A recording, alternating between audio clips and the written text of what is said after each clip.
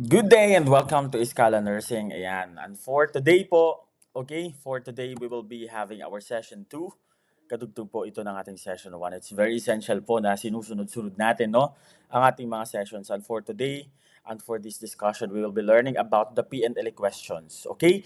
So, it's very important for us to understand the PNLE questions because the very first step towards NLE success or PNLE success or even in the NCLEX is understanding the question itself, okay, before you proceed to the options, okay? So we need to remember that PNLE questions are as easy as your examination questions in your nursing school. Okay, so the difference is that in our nursing school, our clinical instructors had the liberality or they had the leeway to tweak your questions. It can be your objective type, it can be an enumeration type, but whatsoever type of exam or quizzes are those, no, it is actually designed to prepare all the students towards the Philippine Nurse Licensure Examination.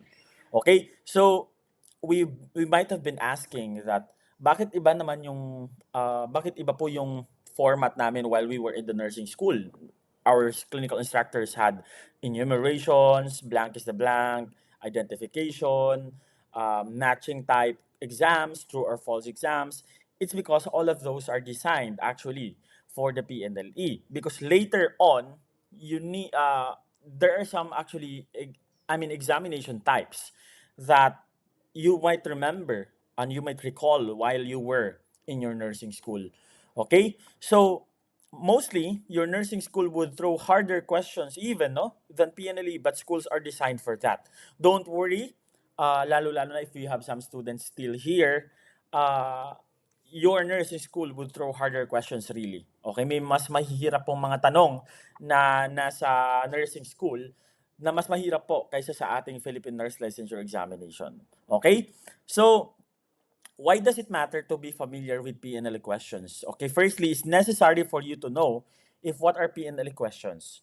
What are their types? How are they asked? What are they asking for? Because we need to consider each PNLE questions as the building blocks of PNLE itself. Okay? So, bawat tanong, dapat po ay brilyante ang ating consideration. Dapat mahalaga po sa atin and we highly consider each question in the PNLE because they are the building block of the PNLE as a whole. Okay? So, ganun po kahalaga ang bawat question in our board exam. The first step towards PNLE success is of course understanding the question.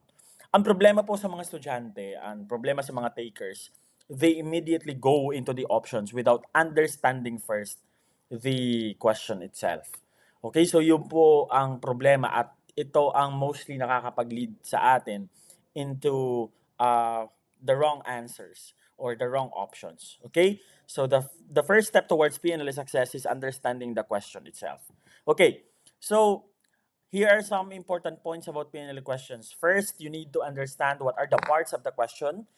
At ENR, at Scala Nursing, we designed, we made this scientific method of understanding a question by dividing the question itself into parts. Okay, we have our parts of the question.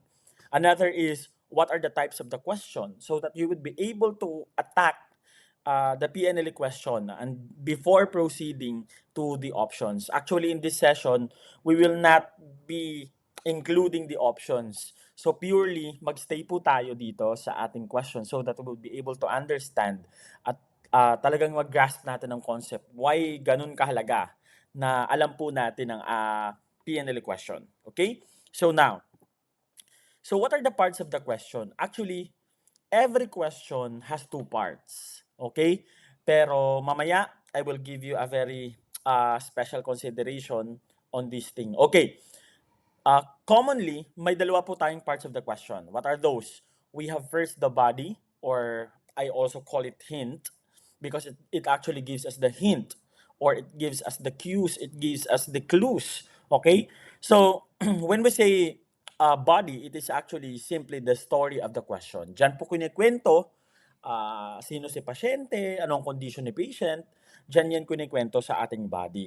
Okay? Kung anong sakit, ano ang condition, ano ang mga vital signs that are present, ano ang cues, ano ang disease, the condition, etc. Okay? So, diyan po yan nakalagay sa body. Basically, the body is a bit longer than our other part. Okay? So, ang body po, siya po yung mahaba. Usually, if you will see some psychiatric nursing questions, because it gives us the scenario of the current condition of the patient, lalong-lalo na yung mga nagsischizophrenia attack, yung mga ganong pasyente. So, usually, mahahaba po doon ang body. Okay? So, it talks us about the vital signs, the cues, the diseases, the condition, etc. Okay? So, pangalawa, aside from the body, we also have the lead. Ayan. So, when we say lead naman, mga kapatid, no, the question proper. Ito na po yung question proper. So, dyan na tinatanong kung ano nga ba yung kailangan nating sagutan. Okay? Which is, most of the time, or sometimes wala kasing body, it is actually it is actually talking about the body itself. Okay? So, usually located at the end part of the question. Okay? So, when we say lead, it is usually located at the end part of the question. So again, there are two parts of the question. First is the body, otherwise known as the hint. At pangalawa, we have the lead, okay, which gives us the question proper. Okay, so I will give you an example so that we would be able to understand more about the difference of a body or the hint and the lead of each question. Okay, so ayan. So example, this is only a question. We will not be including options so that we would be able to understand, okay, the concept of or the manner or the art and science of questioning in the Philippine Nurse Licensure Examination. Okay, sabi dito, a newly admitted male client was diagnosed with deep vein thrombosis. Okay, which nursing diagnosis should receive the highest priority? Ayan. So, this is a question, okay, a very simple question and an example type of question na may dalawang parts. Okay? So, when we say a newly admitted male client was diagnosed with deep vein thrombosis, it talks about the clue, it talks about what is the condition of the patient, it talks about the story of the patient. Okay? So, that is what we call as the body. Okay? So, ang tawag po natin dyan ay body. Okay, the one that's highlighted in red, that's what we call as the body. It talks about the story, the diagnosis. In this case, there is a male client diagnosed with deep vein thrombosis. Walang vital signs, walang other cues, walang other statements given. However, nandyan po ang condition. Okay? Now, moving on, which nursing diagnosis should receive the highest priority? Ayan. So, now this one highlighted in green is what we call as your lead. Okay, this is the lead. So, it now gives us the direct question. For this case, in this question, the lead is actually related to the body. You cannot answer the lead without the body. Okay? So which nursing diagnosis should receive the highest priority? Because the lead is talking about the body itself. Okay? So actually, without even the options, you can actually um, think of options or of the right answer to this question. Pero of course, we'll be having a separate session for that. Okay, so another example, Rita, a 54-year-old diabetic patient, was rushed to ER after she has collapsed at home. Upon assessment, her BP is 160 over 110, pulse is 102 beats per minute, respiratory rate is at 35 cycles per minute, and auto saturation at 89%. Okay, so that is now the body. Ito medyo mahaba compared to the previous one. Tama? So, this condition here, this question here gives us, nandyan yung condition, yung current condition, yung status ng pasyente natin. May mga vital signs. So, it is a more comprehensive type of body. Okay, so, I know we're now getting more and more, no, on this discussion. So, the red one here, it's more complete. That's what calls the body. Again, for our lead, sabi lang ng lead, you as a nurse know that the patient is experiencing. Again, This type of lead is related to your, or I mean, you cannot have or you cannot answer this question without the body. Okay? So you as a nurse know that the patient is experiencing because the lead is dependent to the body. Okay? So now we know that usually at the end part there is the lead, which is the the question or the question proper, okay, of each item. Okay, so that's what we call as the body and the lead. Okay, so we need to take note that not all of the time questions have body. Okay, so it means that some questions directly asks through a lead. Okay, so may mga tanong po na dumidiretso na sa lead. So I will give you an example. Ayan. So Nurse Ami is aware that the following is true about team nursing. So kahit wala na tayong body, it simply talks or it is simply asking about what are the facts or what are the true, okay, what are the true options regarding team nursing. You know, the team nursing, it is an approach in your professional adjustment, leadership, and management. Okay, so um, you have your functional nursing, team nursing, primary nursing. So dito yung tinatanong, what is true about team nursing? So you don't need anybody here. Okay? So it is simply the lead directly asking us a question. Okay? So another example also, what is the first sign of placental separation? Ayan, tinatanong tayo, what is the first sign of placental separation? So these are the types of your lead, I mean of your questions that do not have body but directly asks us through a lead. Okay? So that's the difference. Okay? There are some questions again na wala pong body at dumidiretso sa lead. Okay. So we need to uh, know of these important points about questions. Okay. Firstly, body and lead are in no way not congruent with each other. You know what? Kung meron pong body or there are some, kung may questions po tayo na may body and lead or kompleto po yung dalawa, automatically they are congruent or they are agreeing to each other. Okay? Cannot be na hindi sila nag-agree. Okay? Therefore, ang question na yan, kapag may ganon, no, kapag may ganong nangyari, ang question na yan ay defective at hindi yan, it's an error. Okay? So they are working and are compatible with each other. That's correct. Okay.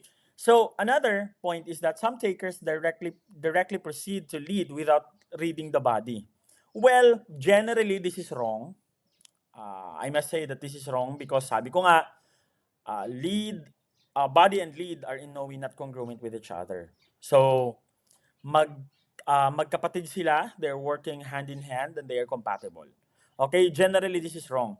But in some critical instances, when you are running out of time, you know, our examinations in the nursing school or even in the PNLE are time bounded, okay?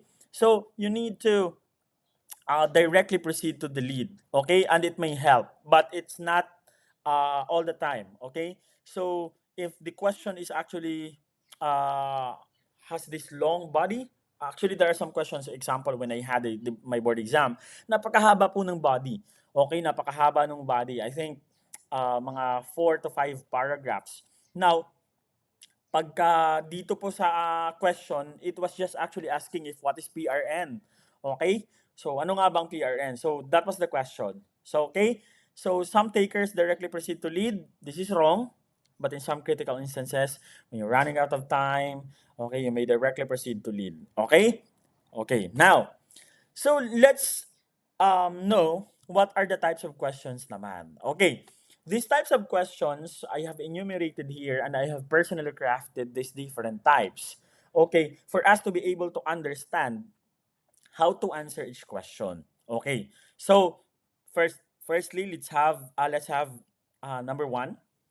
So, the objective type of questions. Alam natin to. Even in your nursing school, alam natin to. This is the type of the examinations na binabato sa atin ng ating mga CIs. Objective type exam simply asks what. Okay?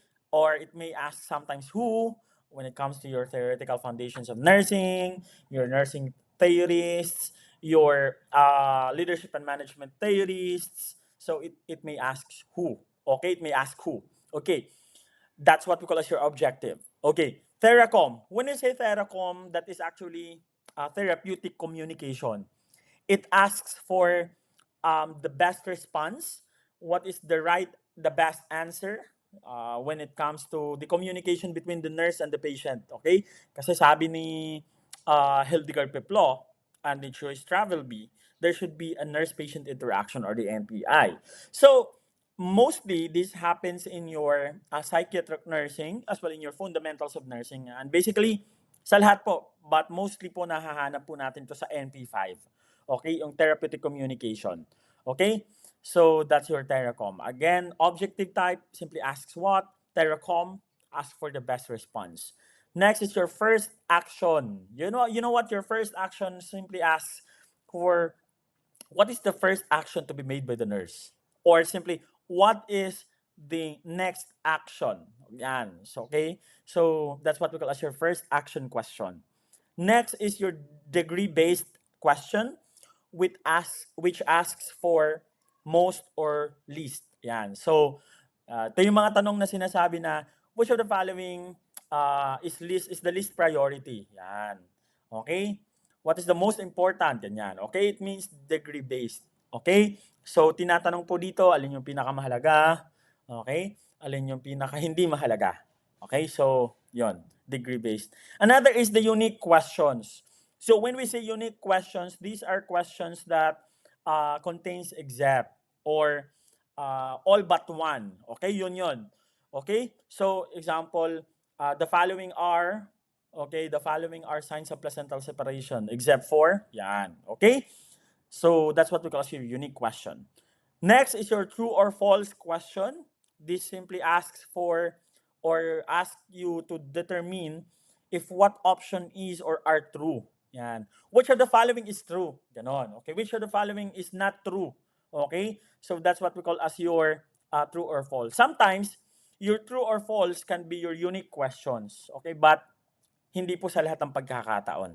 Ayan. Next is your mathematical. When you say mathematical, simply, it asks for you to compute, such as say, for example, in medications, in your IV fluids, in your TBSA, in your burns. So, okay, that's something na very numerical. So, mathematical questions po yan.